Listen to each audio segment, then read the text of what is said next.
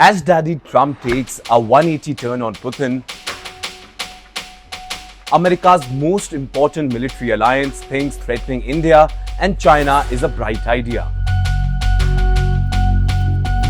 Between the two Asian giants live almost 2/5 of the world. Then there are the fate of the 1.5 billion Indonesians, Vietnamese, Malaysians, and so many others.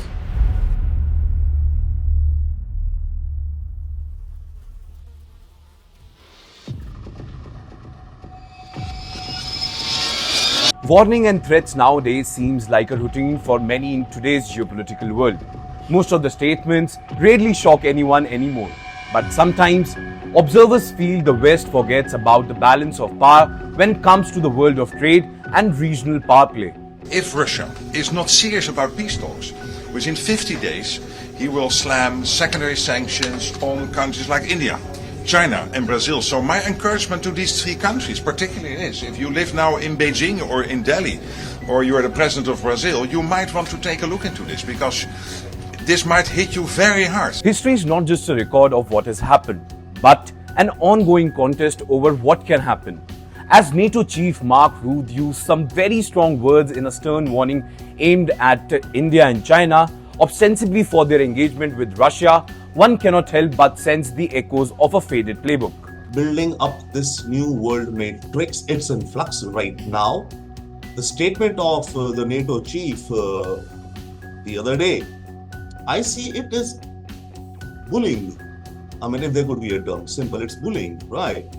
The world order is changing. There's a new matrix under construction.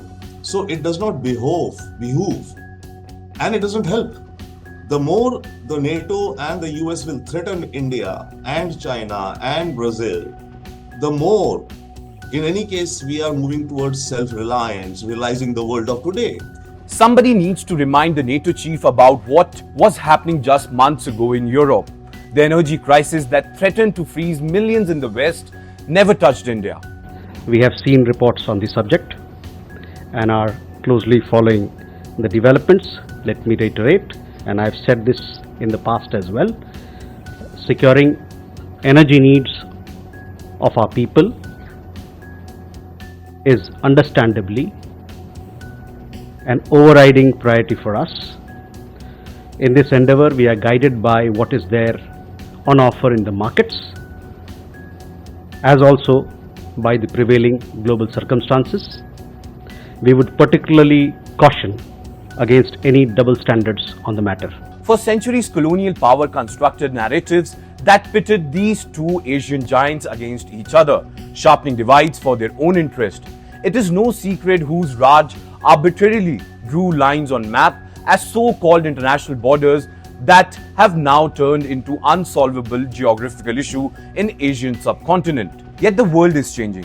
Threats from a Western bloc now don't risk coerce the East anymore, but catalyze. It is an unexpected convergence between the two civilizational superpowers, one that America certainly may not have expected.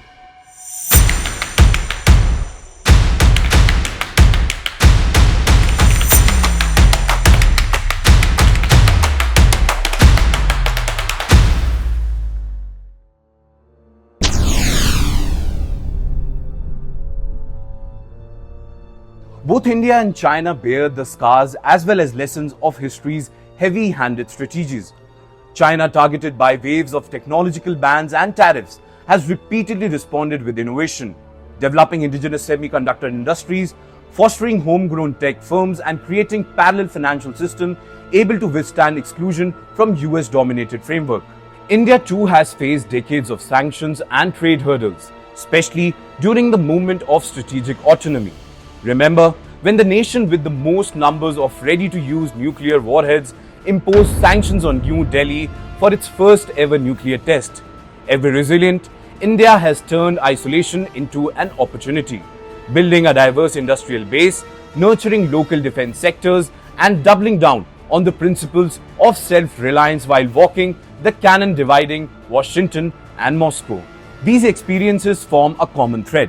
External pressure, far from stifling, force these nations to adapt, innovate, and emerge stronger. Sanctions and tariff with presumed dependency lose the sting against economies accustomed to adversities and determined to chart their own course.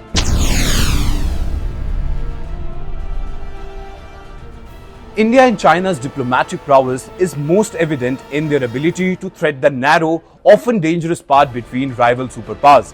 Both draw resources, technology, and market from the West, while leveraging Russia for energy, military cooperation, and strategic depth. Neither has been naive enough to substitute dependency on one power for another. Instead, each pursues a complex calculus: maximize sovereignty, minimize vulnerabilities. India and China need not be the best of friends and alliance partners or whatever. India and China have to just learn to live and let live. That's it. That should be the message of our Prime Minister, and that is, I think, the message Minister Jaishankar is talking. BRICS, be it or be it now SCO, the essence, if you see what India is telling the world, is that each country has to learn to live and let live. NATO's threat, rather than prying these two nations away from Russia, only reinforced the theory of Global South. The intent may be to isolate Russia, but the effect is the opposite. It pushes major so-called third world players to expand non-Western diplomatic framework in the search of autonomy.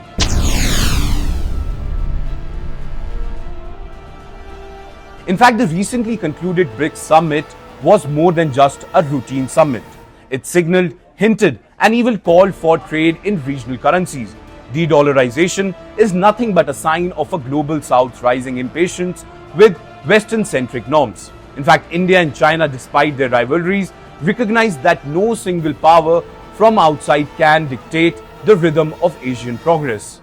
Prime Minister Narendra Modi's speculated visit to Beijing represents not just a diplomatic thought, but an inflection, an opening to reimagine partnerships, however pragmatic, between two giants once told they could not coexist as equals.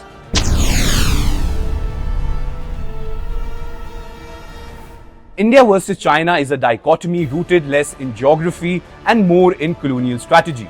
It was the British who engineered their Asian subjects' suspicion of each other, seeing division as management. Today, that division no longer serves Indian or Chinese aspirations. Yes, competition exists over border influence of economy space in Indo-Pacific, but the world is so much bigger.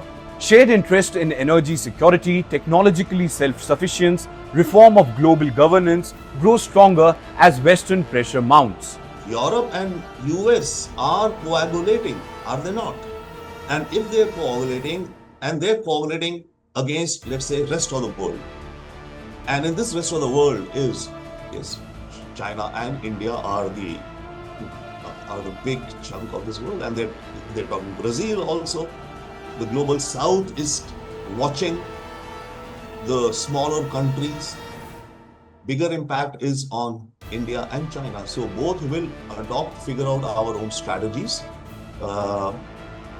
to, face the situation. A new narrative is possible. It need not erase rivalry, but anchor it in respect and the recognition that the fate of 1.5 billion of Indonesians, Vietnamese, Malaysians and other hinges on Asian giants, not on Atlantic diktats.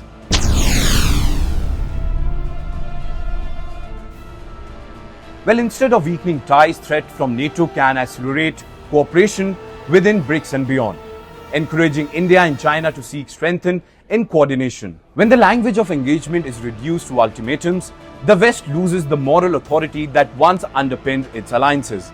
Then comes the most important, the economic harms. The West's own industry are deeply embedded in Asian supply chains.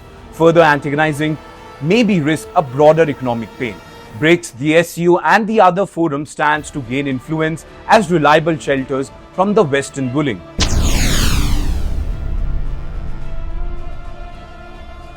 Now the biggest question is, can it be India and China instead of India versus China? Well, it can be both, if both sides see through the old scripts and the grasp that West's real fear is not in their rivalry but in their alignment.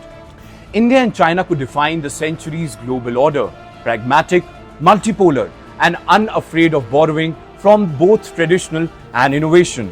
In the backdrop of NATO's threat, the potential for new equilibrium emerges, not one imposed from without, but returned together by history's oldest civilization. This in the end is how attempts to contain pave the way for transformation.